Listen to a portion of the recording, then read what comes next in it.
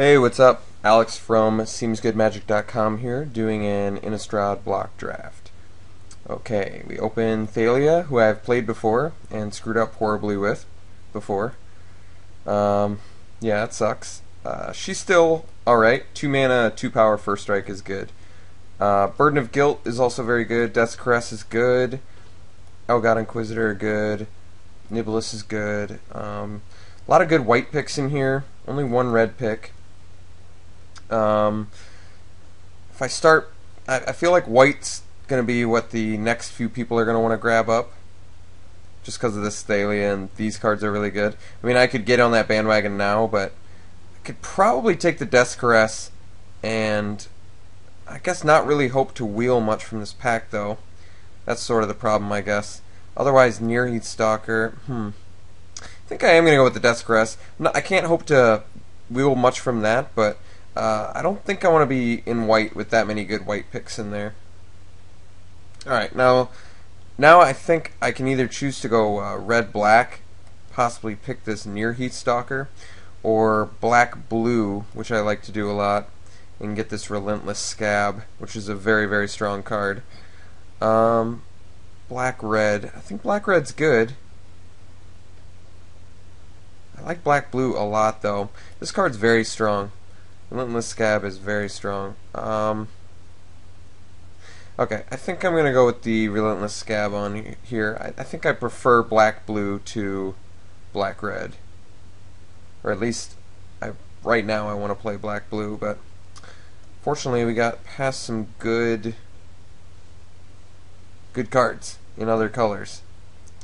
So I could do Reap the Seagraph, which I think is going to be fine. 2 5-drops right now. I think Reap the Seagraph's fine over the Evolving Wilds and Burning Oil, which is really good, but just not in either of these colors. I don't think that's the best idea to jump into that. And both of these cards are just very good. This one's a great finisher, this one's a strong removal. And Reap the Seagraph is not great in a vacuum, since it's like Grey Ogre for Grey Ogre and then 5 mana Grey Ogre. Not great. 8 mana for 2 2/2s.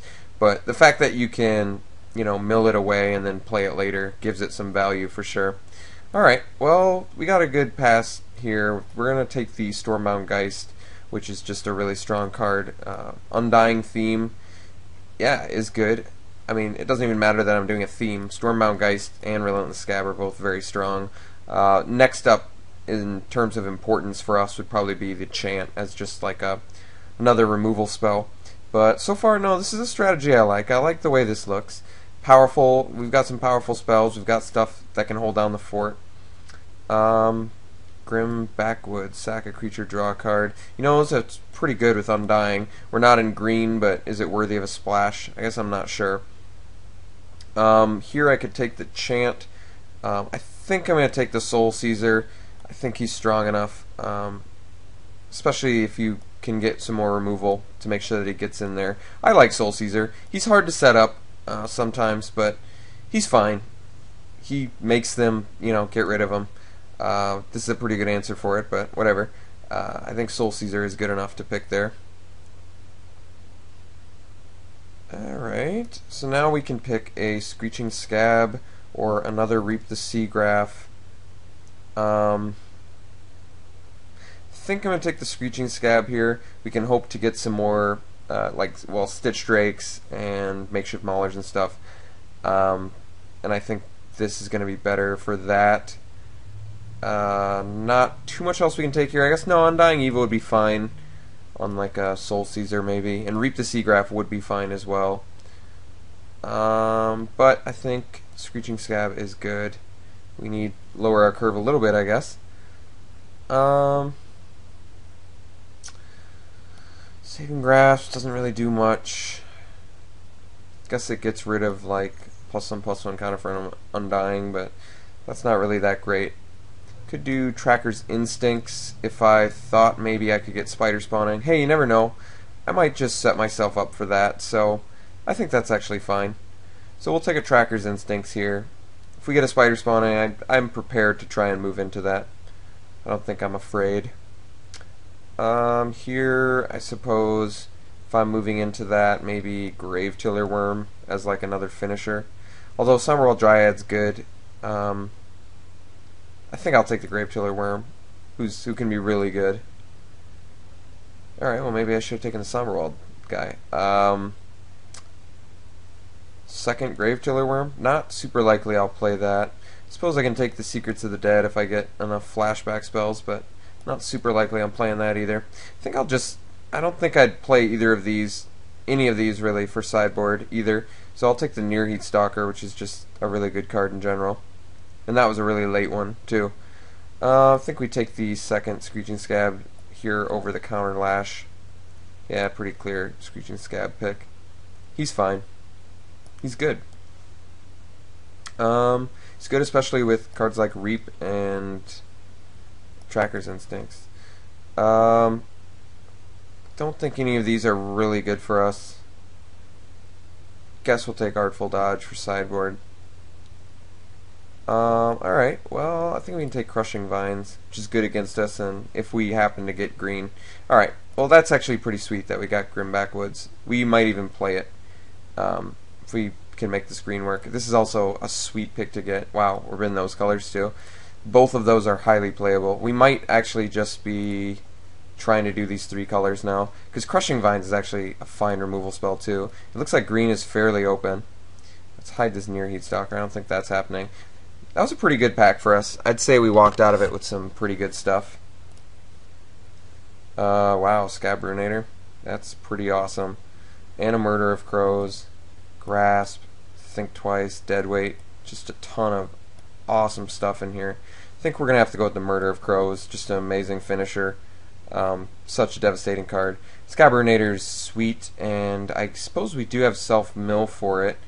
But I think I'd rather try and push for Spider Spawning and not Scabrunator deck, and just pick up this Murder of Crows, which is like an amazing finisher, and works well with Spider Spawning as well.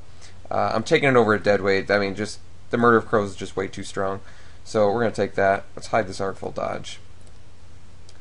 We can easily do Spider Spawning now, which is great. I mean, we have no fixing for it, but we just have cool tools to use if we can get it. We were just past a Geist of Saint Traft. I do not lie. I am telling you the truth. That's sick. I don't even know what to say about that. That's like mind-blowing. What else is good in this pack? Occultist, Interloper, Altars Reap. Yeah, I think we take the million ticket card. I think that's pretty obvious. While my mind completely stays shattered. Okay, so we've got Abattoir Ghoul, who is very good. Stitcher's Apprentice, which is fine. Deranged Assistant, looks like it's pretty good in this deck. Good in the self-mill strategy. I don't know if we are the self-mill strategy yet. I mean, we have some tools for it, but we don't have any Spider Spawnings. Do I want to take the Assistant over the Ghoul? I like the Ghoul a lot. He's well costed. He's very strong ground unit. We've got some great flyers too. Deranged Assistant self-mills though, and sets me up for my late game. I think that might be better than the Abattoir Ghoul, I think. Just better for what we're trying to do. Gnaw to the Bone is good too, but I think I want the Assistant here. I gotta make sure that we can even, because, yeah, look, here's another one, that we can even do this strategy. Do I take the Gnaw here and just go? No, I think I need the Amulet if I'm gonna make this work. I think that's right. We gotta fix now, because we can make this strategy work, and Gnaw to the Bone is, you know, very, very good for it, but I need to make sure that we can even do it, that we're, like, well fixed for it, especially if I'm gonna make this work too. So, yeah, let's pick the Traveler's Amulet. Ooh, a Grotto too. That's sweet. How many spirits do I have? Got this one and this one. That's not a ton. I think we picked the Shimmering Grotto, and then we're like good on fixing. We're like perfectly set up for that. I'm gonna pick it over a Battleground Geist. It might seem a little bit sketchy, but I think this deck wants to do that. So hopefully we can find a Spider Spawning. Really just make this deck perfect for us. Let's see. Lost in the Mist or Spidery Grasp. I don't know how much I like a trick here. I mean, I suppose there's not a ton else for us. Lost in the Mist is fine, but we'll take the Spidery Grasp. This card's still good. Alright, cool. So we got the Occultist, which is very good for this. Good card in general, and we're happy to pick that. Okay. Moon Heron seems fairly obvious here. Good flyer. Don't even have a 4-drop yet, so pretty good all around. Here we'll take Screeching Bat, which is a card I just like a lot in general. Could also argue Think Twice, but I just don't think... No, Screeching Bat's too good. I love the value of this card. Could take a Somberwald Spider. Yeah, I suppose we need some more creatures. How likely is it that I would play Altar's Reap? It's good with Reap, I guess? Seagraph? I guess... I don't really like Spider all that much. We'll take an Altar's Reap. Alright, well, we got a Knot of the Bone, so Spider Spawning Strategy, for I believe, is open if we're getting that late of a Knot of the Bone. I mean, I suppose we can take Wreath of Geist. This is good sideboard, I guess, but I don't know. It's possible we could play Wreath of Geist. Not super likely, but possible. Both of these cards are good. I think we're going to take the Disciple. I think I'd rather have Sack Outlets. That card's pretty bad. Okay, let's see if we can get a Spider Spawning and really just bring this whole deck together. This deck would be sitting real pretty if we got Spider Spawning. Okay, so instead I think we're going to do Deadweight. Not too much else for us. Dissipate, Spectral Flight, Ghoul Razor, Rotting Fensnake are all the ones we can even really play, you know. I think it's pretty clear we just take the removal there. Ooh, amazing. Past a Kessig Cagebreakers. This is like out of control. I don't even know what to say about that. The things we're getting past. I mean, we're clearly taking Kessig Cagebreakers. Since we already have some self-mill, this at least is a reward for that. Sick with Tracker's Instincts, too. Being able to dig into it. Plenty of good picks in here otherwise. Claustrophobia and even Hamlet Captain. We have enough humans. Silver Inlay Dagger. All of that would be great, but Cagebreakers is insane. Spider Spawning would just make this out of control, though. Oh, wow. I think we take the Elder of Laurels, which is just an amazing card. Another finisher. Geistcatcher's Rig is very good too, and sort of a built-in 2-for-1. Guess you could argue that, but we're on color with Elder of Laurels, and this card is just like sick. And we have, I mean, we're already going to be like a creature deck. Yeah, this card just takes over games. So I think we've got to take, and it's a 2/3. That's like super important too. Everything about that card is great. Makeshift Mauler fits the curve the best, but I feel like Cackling Counterpart is probably what we want. Just because, I don't know. It's good with a lot of the creatures we have. Oh, how does this work with Undying? So tokens, they have to go to the graveyard, isn't it? Just when if they would be put in a graveyard? No, I think they have to be put in the graveyard. So Undying, I don't think works with token generation. Makeshift Mauler might actually be better than Cackling Counterpart for this deck. I mean, I have plenty of good targets to copy, but this fits the curve better. I know it plucks a creature out of the graveyard, which isn't great, but the fact that it's a 4/5 body for 4 and stuff's going to be dying and getting milled, and I think it's just good enough. I think it's better than Cackling Counterpart. I mean, Counterpart's great with Cagebreaker too, but I don't know. I'm feeling that more. So it doesn't appear that we're going to get a Spider Spawning, unfortunately. Thankfully we still got Cagebreakers, which is very good use with it. So maybe I just want to take the Scab Goliath here, since it doesn't look like we're going to get Spider Spawning. And although this is counter the Cagebreaker as well, I think it's just better to have good finishers. I mean, what would Apprentice really do for me? Get stuff in my graveyard, I guess, but I don't know. I think I want the Goliath. I want another finisher.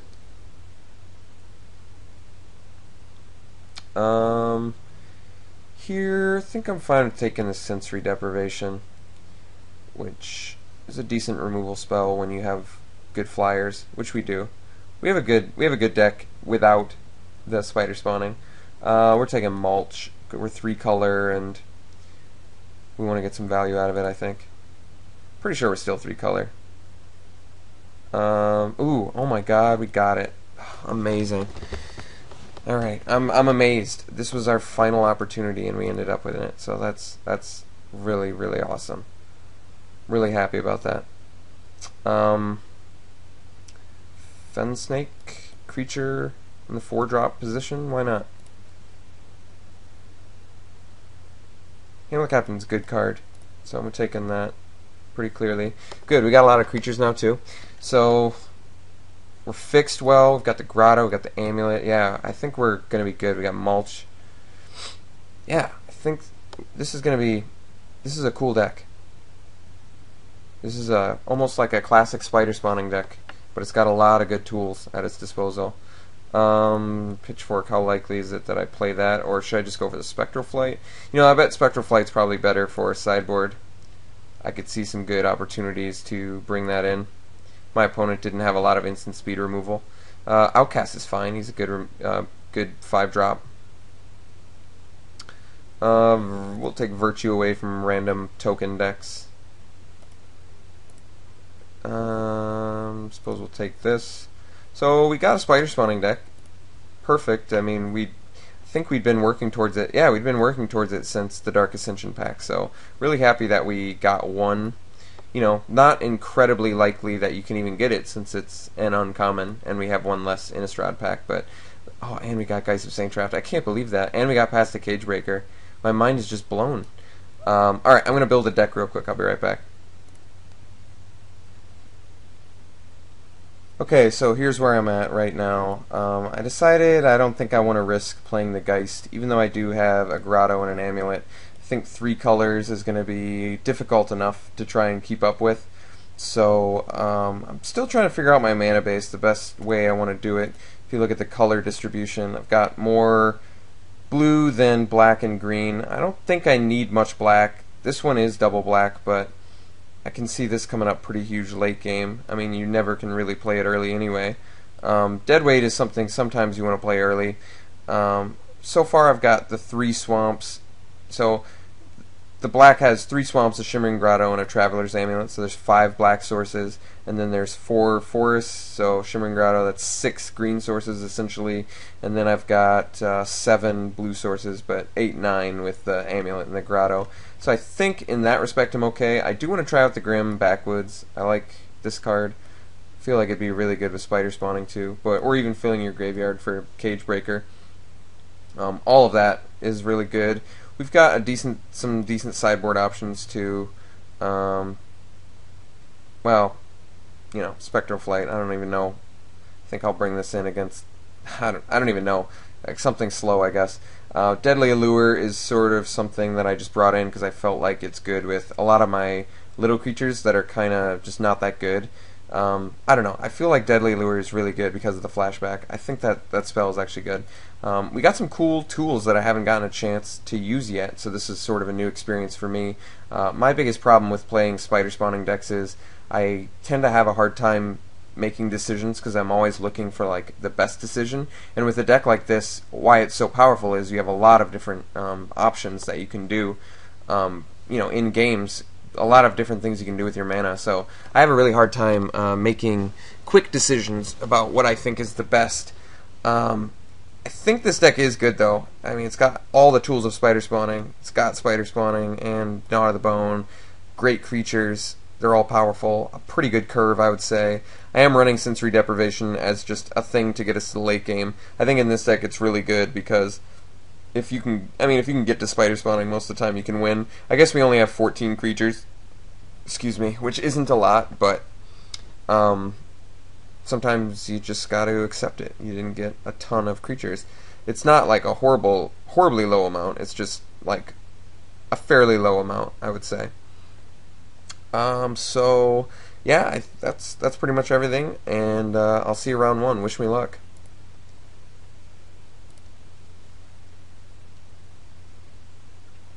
I guess I should also mention that I played Traveler's Amulet like it's an extra land. Sometimes I find myself getting flooded if I play Traveler's Amulet and 17 lands. So I'm actually doing 16 lands Traveler's Amulet. So, alright, looks like we're starting round one here.